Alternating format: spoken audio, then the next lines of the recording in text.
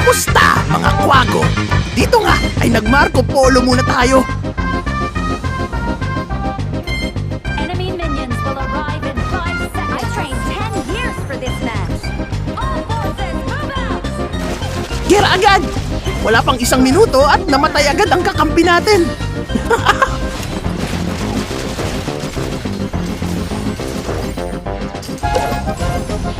Kung mapapansin nyo, lamang agad yung mga kalaban namin dito mga kwago. Pero syempre, hindi tayo basta-basta magpapabuli. Kaya naman pinakitaan ko sila rito ng natutunan ko sa professor ko.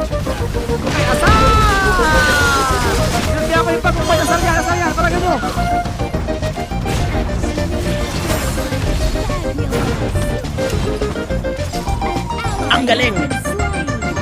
Ubus! Ang mga kakampi ko! Pero di tayo papayag na hindi tayo nakakaganti.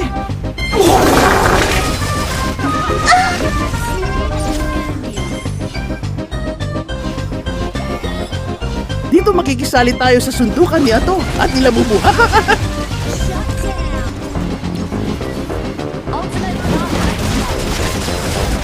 Binawasan muna natin yung pang-aasar mga kwago. Baka kasi matalo tayo.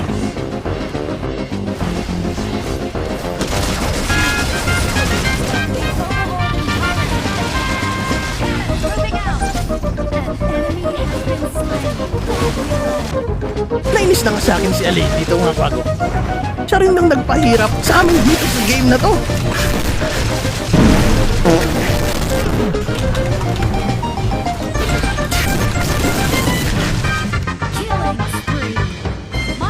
Sa parteng ito mga kwago, may umati ka buong bakbakan na naman na magaganap.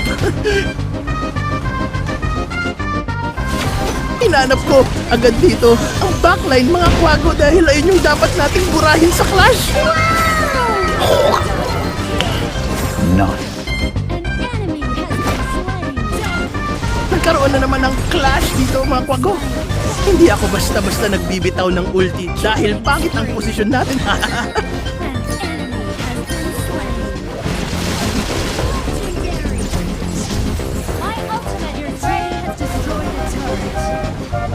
Akala nga namin ay matatapos na rito ang laban. Kaso na andito na naman ang matinding kaaway namin na si Elaine.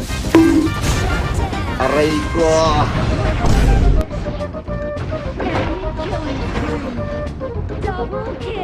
Umatras na lang muna kami mga kwago. At nag-overlord na lang para hindi kami mabaligtad. Eto na naman tayo mga kwago. Asar! Nag-activate na naman yung passive skill natin na asar dito.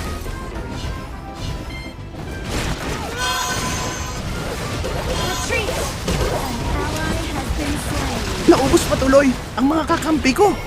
Kaya hindi pa rin natapos. Pero eto na mga kwago. The Tempest Dragon has arrived. Our final battle begins.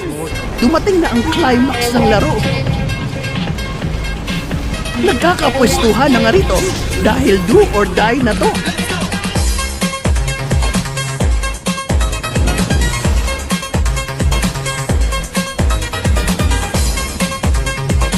Wala nang awatan to. Bakbakan na.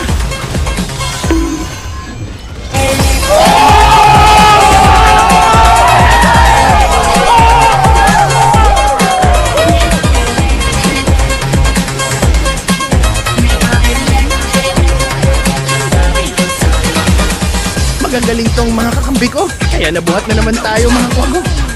Salamat sa mga nakalaro natin at sa inyong mga nanonood. Hanggang sa muli mga kwago. Paalam.